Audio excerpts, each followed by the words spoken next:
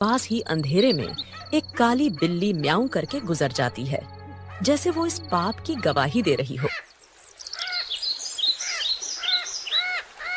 अगली सुबह गांव के बीचों बीच मंदिर के सामने एक भीड़ इकट्ठी हो गई थी।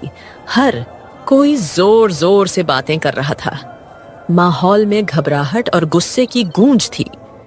अरे यह क्या हो गया? मंदिर के सारे सोने के गहने रातों रात गायब हो गए। इतना बड़ा अपशकुन, भगवान के गहने चुरा ले गया कोई। ये तो बहुत बुरी बात है। इसी बीच रामू रोज की तरह खेत की तरफ जाने के लिए उसी रास्ते से गुजर रहा था। भीड़ देखकर वो रुक गया और पास आ गया। अरे क्या हो गया भाई लोग, इतनी सुबह सुबह ये भीड़ किस बात की है? अरे रामू, तूने सुना नहीं, मंदिर में चोरी हो गई। भगवान के सारे गहने कोई उठा ले गया। रामू यह सुनकर चौंक जाता है। भीड़ में खड़ा सेठ, जो असल में चोरी किया था, वह बहुत मासूम बन रहा था। पंडित जी आप बताइए, कल रात तक तो गहने मंदिर में थे, फिर अचानक कौन ले गया? आप बताइए पंडित जी, क्या आपने मंदिर के आसपास किसी को आते जाते देखा है? आपको किसी पर शक है क्या? अरे मैंने देखा है रामू, रोज मंदिर के रास्ते से आना जाना करता है। सेठ जी, कल तक तो सब कुछ ठीक ठाक था। मंदिर के पास से तो कई लोग गुजरते हैं, लेकिन रोज सुबह सुबह खेत की तरफ जाने के लिए रामू इधर से निकलता है। मगर रामू ऐसा काम करेगा मुझे नहीं लगता। अरे पंडित जी, जमाना खराब है, आदमी की नीयत कब बदल जाए क्या पता। और वैसे भी जिसने किया है वो मुंह से कभी मानेगा नहीं। मैंने अपनी आंखों से देखा है। रात को जब मैं खेत की तरफ जा रहा था, रामू मंदिर के पास चुपके चुपके घूम रहा था। ये क्या कह रहे हो आप लोग? मैंने कोई चोरी नहीं की है। इतना बड़ा पाप मुझ पर मत डालो। अरे हाँ, ये गरीब आदमी है, पैसों की तंगी में है, ये कर भी सकता है ये काम। ये लोग मुंह पर अच्छे बनते हैं। अरे भगवान से डरिए आप लोग, हमने कुछ नहीं किया। हम गरीब जरूर हैं, लेकिन चोर नहीं। मेरे पति जितना ईमानदार इंसान इस पूरे गांव में कोई नहीं है। ऐसा मत कहिए, वरना भगवान आप लोगों को कभी माफ नहीं करेगा। रामू और उसकी बीवी ने बहुत समझाने की कोशिश करी, लेकिन भीड़ मानने को तैयार नहीं थी। सब रामू को ही चोर मान बैठे। रामू और सरला की आंखों में आंसू आ गए, लेकिन भीड़ में कोई उनकी सुनने को तैयार नहीं था। गांव वालों, अब तो सब साफ है। मंदिर के गहने चुराने वाला यही रामू है, और ऐसे आदमी को हमारे गांव में रहने का कोई हक नहीं। चोरी करने वाले की एक ही सजा है, गांव से बाहर निकाल देना। हाँ, अगर इसने मंदिर में चोरी की है तो यह तो भगवान का भी अपराधी हुआ। इसे यहीं रहने देंगे तो कल हमारे घरों से भी चीजें गायब हो जाएंगी। अरे आप सब क्यों नहीं समझते? मैं निर्दोष हूं, मैंने कोई चोरी नहीं की। मैं तो रोज के जैसे अपने खेत जा रहा था। मुझ पर इतना बड़ा इल्जाम मत डालिए। भीड़ में जोर जोर से आवाजें गूंजने लगी, निकालो इसे गांव से। भीड़ में हलचल मच गई। लोग एक दूसरे से कान्हा फूंसी करने लगे। रामू और सरला की आंखों में आंसू भर आए। उन्होंने कई बार सफाई देने की कोशिश की, लेकिन किसी ने उनकी नहीं सुनी। सबने मिलकर उन्हें गांव के बाहर निकाल दिया। रामू और सरला मजबूर होकर गांव छोड़कर चले गए। रामू और सरला रोते रोते गांव छोड़ चुके थे। गांव के बाहर एक सुनसान जगह पर टूटी फूटी झाड़ियों और कंटीली झाड़ियों के बीच एक पुरानी पड़ी झोपड़ी मिली। मजबूरी में वहीं उनका नया घर बन गया। सुनिए जी, यह जगह कितनी सुनसान है। न पास में कोई इंसान, यहाँ आसपास की झोपड़ियों में कोई रहता भी नहीं है।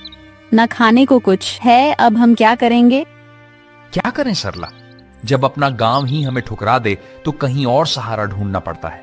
यही हमारी तकदीर है। मैं तो ये सोच रहा हूं, आखिर चोरी की किसने है और इल्जाम मुझ पर डाल दिया गया। मैं असली चोर का पता लगाकर रहूंगा। दिन ढल गया। सरला रोते रोते सो गई।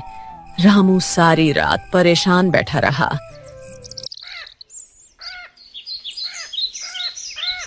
अगली सुबह जब रामू उठा तो उसने देखा कि सरला रो रो कर भूख से कमजोर हो गई है।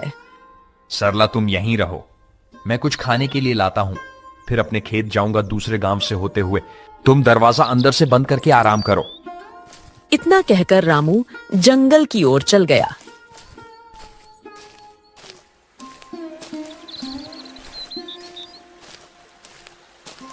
रामू ने सरला को कुछ फल और आसपास की नदी से पानी लाकर दिया।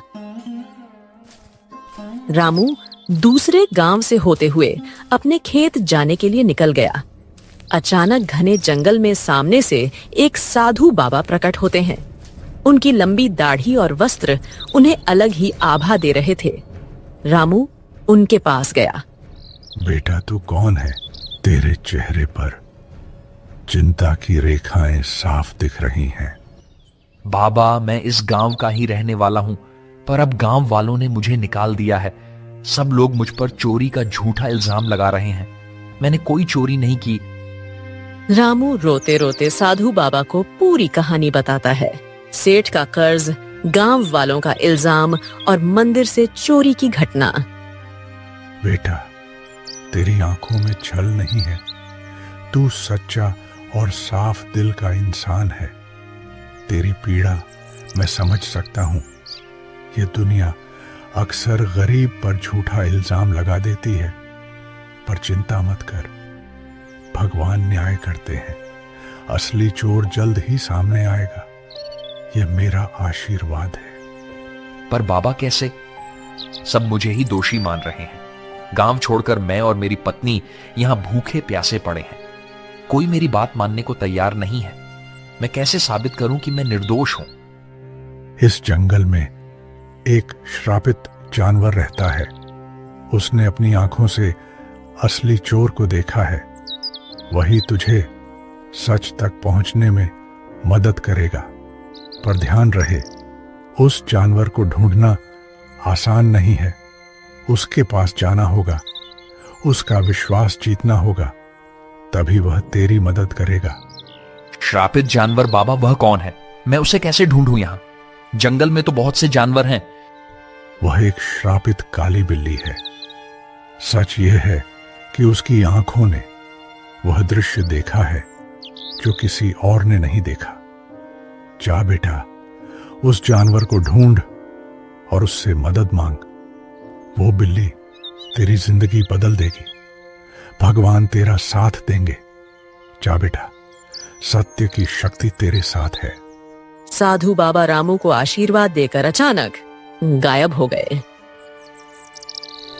रामू समझ गया था कि यह भगवान की लीला है।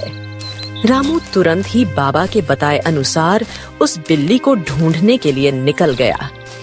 जंगल का सन्नाटा, पत्तों की सरसराहट। रामू थका हारा, भूखा प्यासा, उम्मीद के सहारे इधर उधर भटक रहा था। उसने पूरा जंगल छान मारा, पर उसे वो काली बिल्ली कहीं नहीं मिली। दिन ढलने को आया। रामू अब निराश होकर अपनी झोपड़ी की तरफ जा रहा था। अचानक तभी उसकी नजर एक काली बिल्ली पर पड़ी। बिल्ली की चमकती आंखें दो अंगारों जैसी दिखाई दे रही थीं। ओ बिल्ली रानी, क्या तुम वही हो जिसके बारे में साधु बाबा ने कहा था? क्या तुमने उस रात देखा था? असली चोर कौन है? माँ, बिल्ली, क्या तुम मेरी मदद करोगी? मुझ पर झूठा इल्जाम लगाकर गांव से निकाल दिया गया है। क्या तुम सच जानती हो? मुझे बता दो, असली चोर कौन है? बिल्ली उसकी आंखों में देखती है। रामू का साफ दिल और अच्छी नियत देखकर जैसे उसे सब समझ आ गया हो। अचानक बिल्ली की आंखों से एक अजीब सी चमक निकलती है और वह इंसानी आवाज में बोल उठती है। रामू, तुम्हारे साथ बहुत बड़ा अन्याय हुआ है। मंदिर के गहने तुमने नहीं चुराए। असली चोर तुम्हारे गांव का सेठ और उसका नौकर है। दोनों ने मिलकर मंदिर से गहने चुराए और चोरी का इल्जाम तुम्हारे सिर पर चढ़ा दिया ताकि कोई शक न करे। सेठ जानता था कि तुम गरीब हो, तुम्हारे पास कोई सबूत नहीं होगा, इसलिए उसने चालाकी से तुम्हें बलि का बकरा बना दिया। क्या गांव का सेठ? वही जो सबसे धर्म और दान की बातें करता है, और उसका नौकर भी तो यही सच्चाई है। गांव वालों ने मेरी ईमानदारी पर शक किया और असली अपराधी चैन से सो रहा है। मां बिल्ली, अब मैं क्या करूं? यह सच गांव वालों तक कैसे पहुंचाऊं? समय आने दो रामू, सच को कोई दबा नहीं सकता। मैं तुम्हारी मदद करूंगी। तुम मुझे कल गांव लेकर चलो। मैं वहां जाकर सबको सारी सच्चाई बताऊंगी और तुम्हें निर्दोष साबित करूंगी। रामू को बिल्ली की बातें सुनकर राहत मिलती है।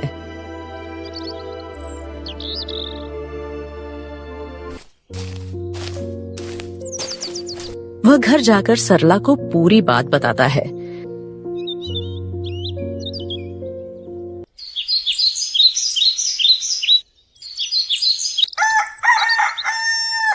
अगली सुबह रामू और सरला बिल्ली को लेकर गांव जाते हैं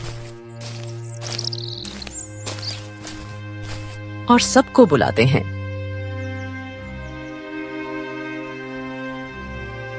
गांव वालों, आप सबने मुझे चोर बोलकर गांव से निकाल दिया था, पर असली चोर अभी भी गांव में ही बैठा है। आज मेरे पास एक गवाह है जो मुझे निर्दोष साबित करेगा। गांव वालों सुनो, असली चोर रामू नहीं है। मैंने अपनी आंखों से देखा है। मंदिर के गहने सेठ और उसके नौकर ने मिलकर चुराए हैं। अगर तुम्हें यकीन नहीं होता तो सेठ के घर जाकर देखो, मंदिर के गहने वहीं मिलेंगे। अरे, यह बिल्ली बोल कैसे रही है? चलो हम जाकर देखते हैं सेठ के घर गहने हैं या नहीं। वैसे भी सेठ ही हमें हमेशा धोखा देता रहा है। बिल्ली को बोलता देख सब चौंक जाते हैं और गांव के कुछ लोग सेठ के घर जाते हैं। उनको गहने सेठ के घर में मिल जाते हैं। अब पूरे गांव में बातें होने लगी। सेठ चोर है, सेठ चोर है। सब बोलने लगे। सेठ ने चालाकी से अपने नौकर को इशारा करा और सारा इल्जाम नौकर पर डाल दिया।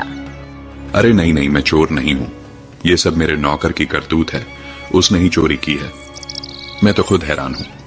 झूठ मत बोलिए सेठ जी, आप सबसे ब्याज में 4 गुना पैसे वसूलते हो। अब चोरी भी करवा रहे हो। ठीक है, अगर तुम सब कहते हो तो इस नौकर को सजा मैं दूंगा, क्योंकि यही असली चोर है। मुझे इस बारे में कुछ नहीं पता था। सेठ ने पूरे गहने वापस मंदिर में रखवा दिए। अब गांव में उसकी कोई इज्जत नहीं करता है। पूरे गांव वालों ने रामू से माफी मांगी। उन्हें अपनी गलती का एहसास हो गया। सबने पूरे आदर सम्मान के साथ रामू और सरला को गांव वापस बुलाया।